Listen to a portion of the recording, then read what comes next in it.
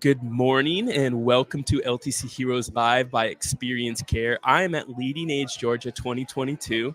Today I'm excited to be talking to Mark Todd. He's the president and CEO of Magnolia Manor. Todd, welcome to the program. Thank you. Glad to be here, I think. Todd, you and I got introduced yesterday, and I'm going to probably surprise you. I think it was Jenny Hilms. She said, you got to go talk to Mark. He's got a fascinating story. And I think the word she used 5 different times is passion, passion, passion, passion. Can you tell me a little bit about why you become a LeadingAge, Georgia, and why someone would describe you as passion 5 times over? Well, probably because I've been doing this for a long time, almost 40 years. It kind of gets into your blood. It's a people business. It's all about service. I'm very, very passionate about it. You know, we keep using that term, but it's not something you can fake. It's something that you either do or you don't do. And you make a difference in somebody's life. Yesterday you gave me a quick intro to your initiation story, and it's one of the better ones. I think I've spoken to over 500 executives in the last year and a half on LTC Heroes, and yours was amazing. Specifically of the word you used, you said one day when there was a snow day. Can you tell me that story with as much detail as you feel comfortable? Yeah, I'll be happy to do that. It was in the mid 80s, actually. I had been in the business. I came out of college. I originally came into this business by accident. It was through a college connection. I got involved in it. I was very young. I was 21 years old when I started. And I did that for 3 or 4 years. And then I decided that I needed to do something different because I wasn't sure that this was what my life calling was. And so I got out and I did something different. We had a snowstorm in middle Georgia, which just doesn't happen. Everything shut down. I was working in retail. I was working in sporting goods at the time. I took my kids over to the local college in Macon, and we were putting cardboard down, and they were sliding up and down the hills, doing that kind of thing. And I was standing there watching my kids do this, and I really realized at that point that nobody cared that I was there. I wasn't making a difference. Our business had shut down. We weren't selling whatever we were selling, or we weren't doing what we were doing, and nobody cared whether I was there or not. And it very, very quickly became apparent that I was missing something. And that missing was that personal interaction of making a difference in somebody's life. I had an opportunity to come back into the business, and I did that. And I've been doing that for 37, 40 years now. Taking care of different people, making a difference in people's lives, making decisions that make a difference to not only to the people that we serve, the loved ones that are entrusted to our care, but also to the employees, to the people that are, quite frankly, delivering the hands-on care.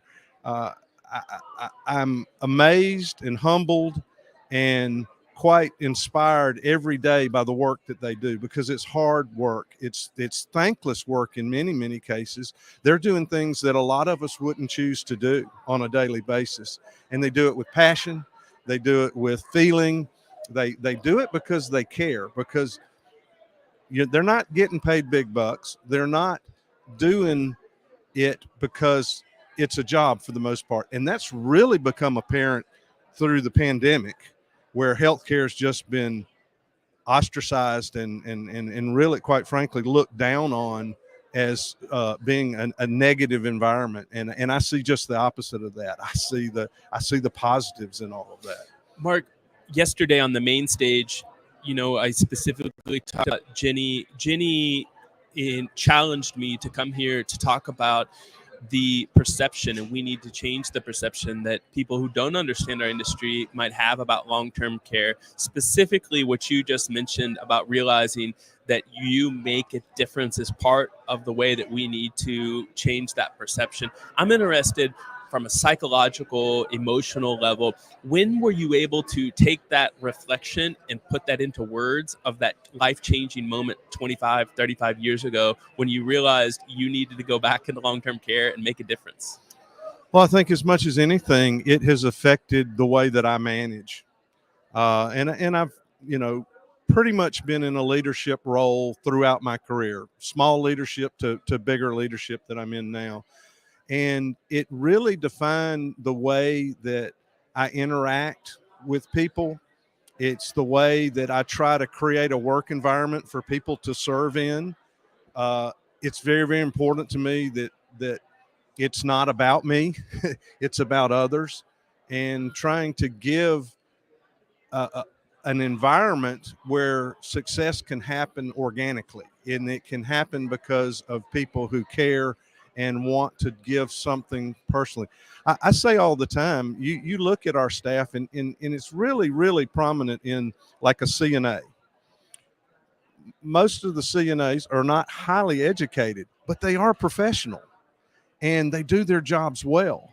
And they learn a lot of things, and it's skills and it's other things. And a lot of the outside world, the public, doesn't view them that way. And we've got to be able to tell the story in a way, and hopefully things like this podcast will do that, to know that these are professionals and they're trained and they're passionate and they're very good at the things that they do. And that's the message that I want to get out. When you're interviewing a potential CNA or a frontline caregiver, whether the person's going to pick up trash or prepare the food, what are some of the soft skills that you're looking for when you're interviewing them? What are you looking at their eyes and their body and the way that they might approach your residents? Technically, I call that a cultural fit. Are they a cultural fit with our organization? As a nonprofit, faith-based organization, we have a certain philosophy. We're servant leaders. We profess to promote servant leadership, which is a way to interact with your peers, and we want somebody who has a passion for that. Some of the difficulty that's going on right now with workforce development, quite frankly, is when you bring temporary people into your building to do agency work or to do things like that. They aren't indoctrinated into your philosophy. They're there for a job and to receive a paycheck. They're not really into your culture, and they're not really into your home life. We're very different. Long-term care, assisted living, it's different from acute care. Acute care is more, you've got something going on health-wise, you're in and out of the hospital, they see you on a temporary kind of thing. We become a part of the lives in long-term care. And as we become part of their lives, we become personally involved in their story. We become personally involved in their family. We become personally involved in their likes, their dislikes. And it becomes that. We need people who feel that. We need people who can show that in their actions and their commitment to the work that needs to be done. One of the things that I'm going to ask you to do is share some names of some of your frontline caregivers. I think, I mentioned this yesterday. One of the struggles we have in this industry is the leaders like yourself are a little bit too humble. And I always say you need to take off your humble hat, talk about, some of the great things you've done, because that 23-year-old who might move from acute into post-acute, they want to work with an A player like you, and they need to hear what's great about you. So I'm going to ask you, what's something great that you've done in the last 2 or 3 years, whether it be COVID related or unrelated to COVID? It could be someone you hired that you picked up and that person had a chip on their shoulder and they're just an amazing caregiver. What's something you've done that if I'm looking to potentially join your organization, I'd be like, oh man, I like the way he thinks? Oh gosh, probably the biggest thing that I try to create that hopefully people get when they think about coming to work at our organization, they come to work around the people that we do, is it goes back to being collaborative. It goes back to probably the thing that I try to do the most is to be a good listener. And if I can take a lot of different divergent ideas and personalities and make them all work together toward a common goal, that's been the thing that's, I think, makes us stand out. The pandemic has heightened that.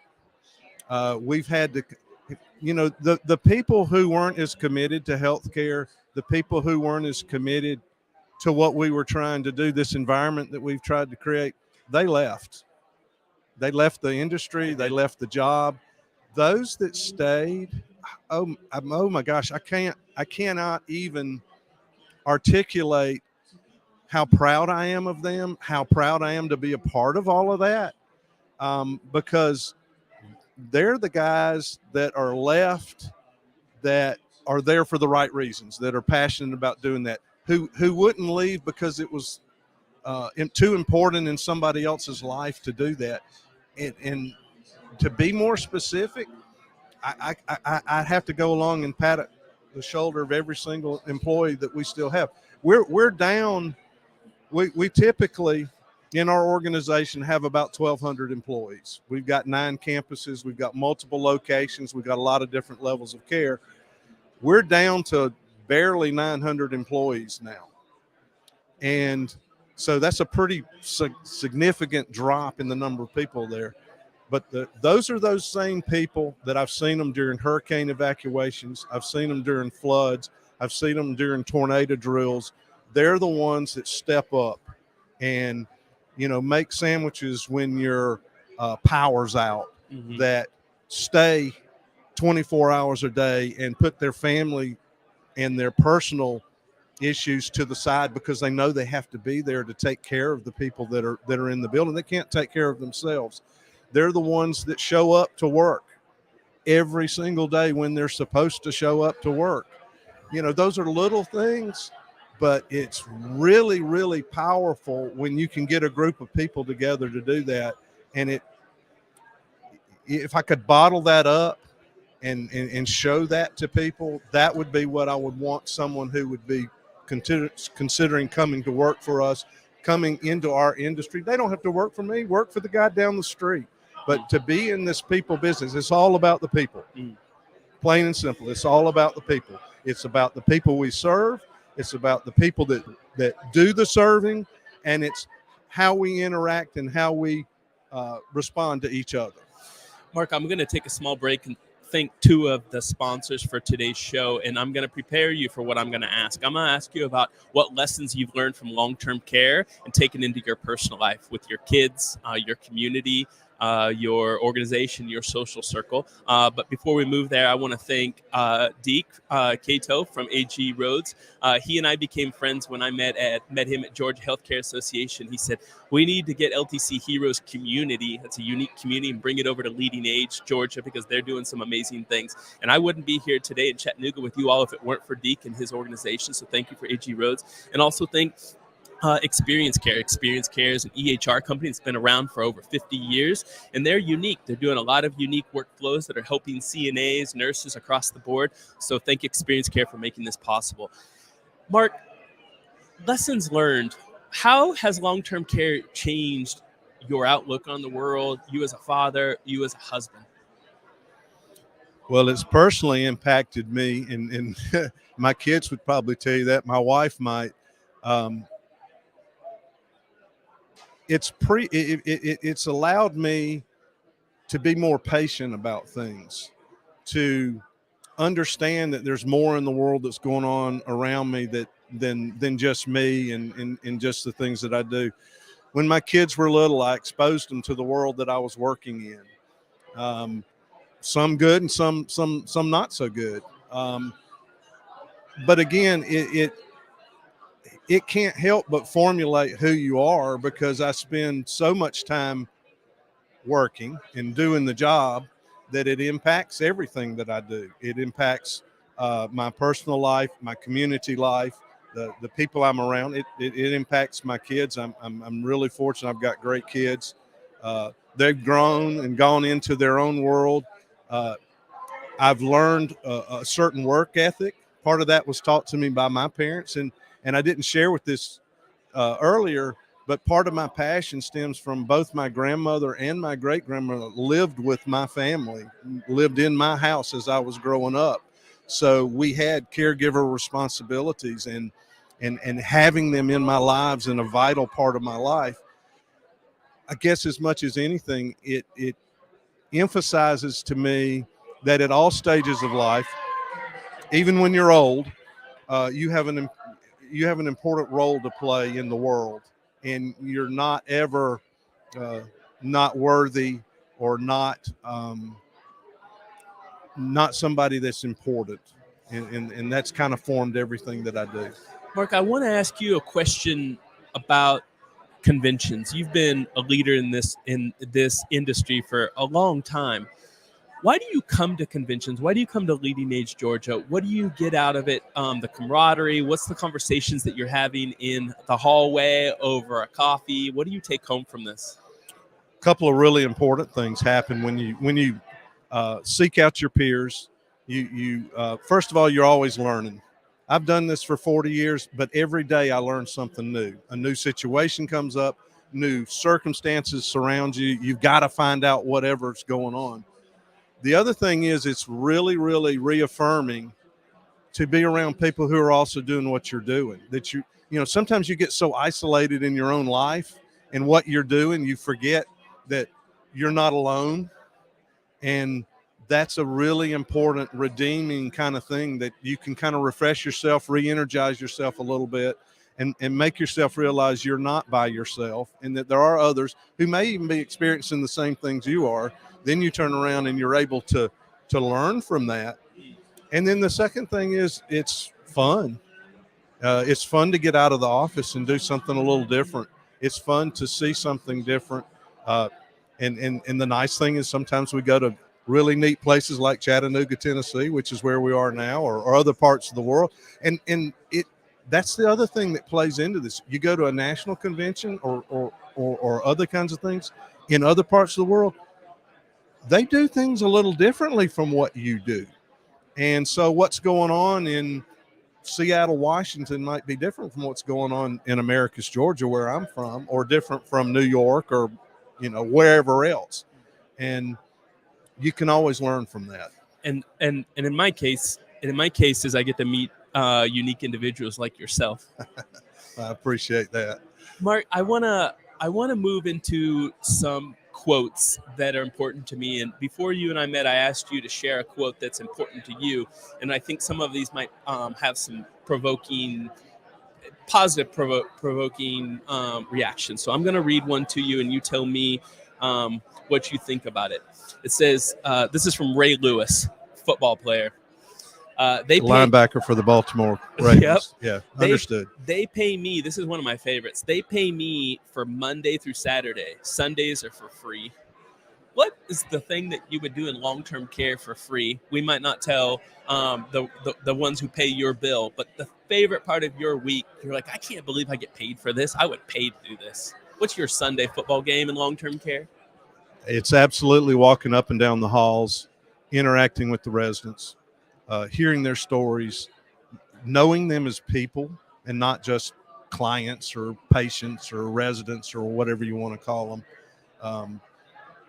Knowing that they had another life in a lot of cases, and they've done some amazing things.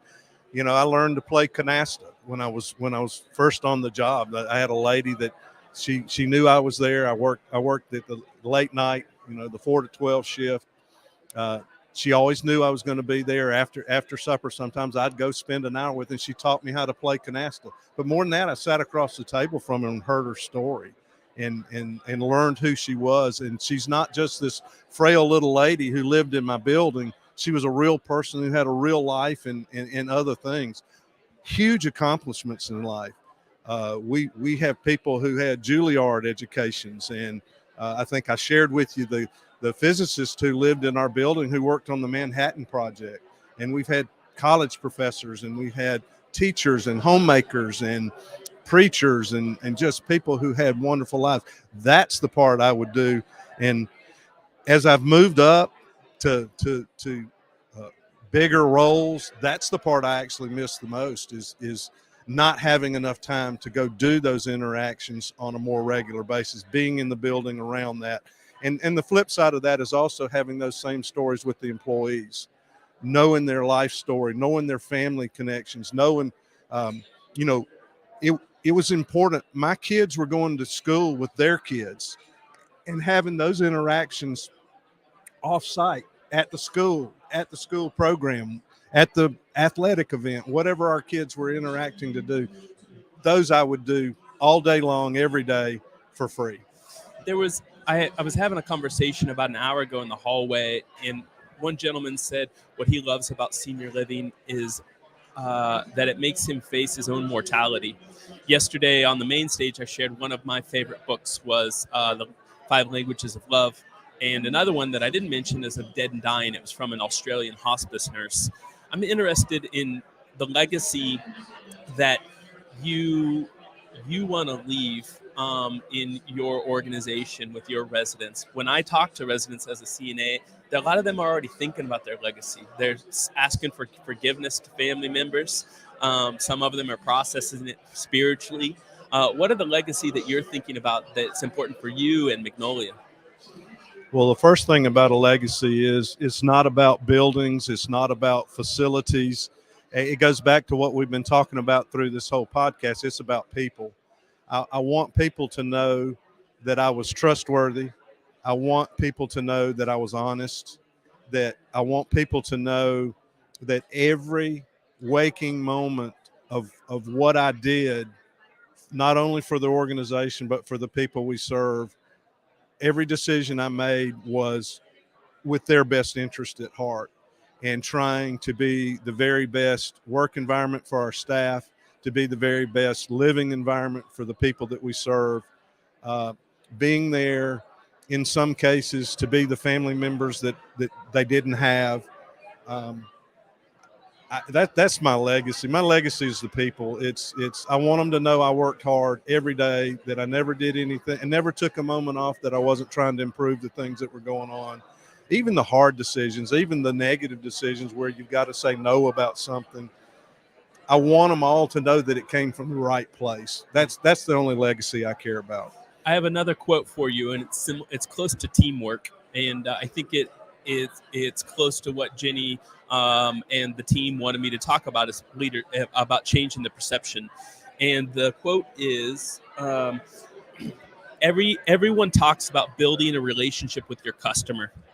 I think you should build one with your employees first. What do you think that you all do uniquely at Magnolia culture-wise in building a relationship with your employees? Well, you do a lot of things like recognitions that maybe be a little bit out of the ordinary, and I'll give you a perfect example of that. One of our buildings went through an accreditation process and a quality award process, and this past year, it's actually our smallest nursing home. It's in one of our smallest communities where we are. But through the American Healthcare Association, which is a national organization, they received a gold quality award. Gold being the highest standard in the whole program of that quality award program. They've only awarded it 49 times across the country in roughly 15 years or 20 years that they've been doing the program. We were one of two organizations and two that were awarded the gold award last year. What we did to try to make it fun and to recognize the hard work that staff did, and it was a multi-year process. It took them almost 10 years to achieve that. So that's not something that just they came by lightly. The Baldridge, criteria and doing all those kinds of things. We found a local vendor who had a mobile truck. It was a donut truck. And so we had them come to the facility, and we did it at 6 o'clock in the morning, and we offered donuts. It's custom donuts and lattes and all this kind of stuff. And we had it stay there for a few hours. So we caught all the shifts coming, the night shift coming off, the day shift coming on, and all the leadership team went and stood outside, the building, and were there for several hours. And it was a personal interaction in a very fun kind of event. Those are the kinds of things that we try to do. To arbitrarily send cookies to buildings, and it sounds like a small thing, but just letting people know that you're thinking about them and you're doing things. And it could be pizzas, it could be food. Always seems to go over really well for people. But we also we do service awards. We recognize particularly our long-standing employees. We give cash awards for things. We do a lot of things collaboratively, and maybe not quite on topic, but one thing I want to make sure that I say in the middle of all this is the one way that I can be successful in this business is to surround myself with the very best people that I can find, the most talented people, the most passionate people. And it would be a disservice to them and to me and to the organization if I didn't let them do their jobs. My whole job is to make them successful. I'll take all the blame for everything that goes wrong, and I want to give them all the credit for everything that goes right. And that's what people, I hope, when they come to our organization, see. I hope that's what keeps them coming back every day. I hope that's what they tell their friends when they say, why are you still working there? Or why do you do that job? That they can say, well, it's because I feel appreciated, but I feel valued, and that I'm making a contribution. And if I can do all those things, then we're doing well. Mark, the young people on my team, and I'm not the young one, whenever I hear something amazing like that, they say drop the mic. I don't want you to drop the mic. I won't. Because that'll be bad for the audio, but that was amazing. I think that's exactly what we were trying to get here, is make sure that we get those words across so that we can attract people into long-term care. I'm going to wrap up this interview with one fast rapid fire question. And I think it's because you are a deep person. You're vulnerable. You're obviously very self-aware and reflective. And I want to ask you, if you could have one gigantic billboard outside of your city that millions of people would see over the course of a year, half of a year, what would that billboard say and why? When you asked that question yesterday, I started thinking about that. So I've had a little bit of time to think about, what if he asked me that question? That's cheating in long-term care or any industry. Understand. But you always take advantage of the things you learn, okay? My headline and my billboard would say, it's all about people. And then it would have a little tagline underneath, and it'd say, the residents and their families and the staff members and their families. That's what I'd want to get across. And I say this to every single person that I not only personally interview, but I talk to about whether it's a job interview or whatever. If you want to make a difference, if it's really important that you make a difference in somebody's life, this is the business to be in. This is the profession to look at, because you can make a difference in somebody's life. If you don't care about those kinds of things, you want to make widgets or sell things or do whatever, this isn't where you need to be. You can make a difference in somebody's life. I love that as a conclusion. When I was doing my clinicals, my supervisor, his name is Robert, and he said to me in the first 5 minutes, it was about 5:30 in the morning, Mark, and he said to me, and I was kind of chasing him around. I was really nervous. It was my first day. I hadn't studied a long time, going back to become a CNA, and he said, Peter, people come in here on the first day and they always complain and they say long-term care is hard. And he was in a closet, in the soiled closet. He looked at me and he said, it's not hard if you care about people, Peter. Now follow me. Mark, thank you for joining. You followed him too, didn't you? I did. Mark, thank you for joining LTC Heroes. I really appreciate it. In the LTC Heroes community, we always say, let's do care better. Let's do care together. Let's do it today. And that's what we're trying to do. And I feel like having leaders like you on this program is how we get that word out. I appreciate it. Thank you very much for having me. It's all about the people. Talk to you soon. See you around.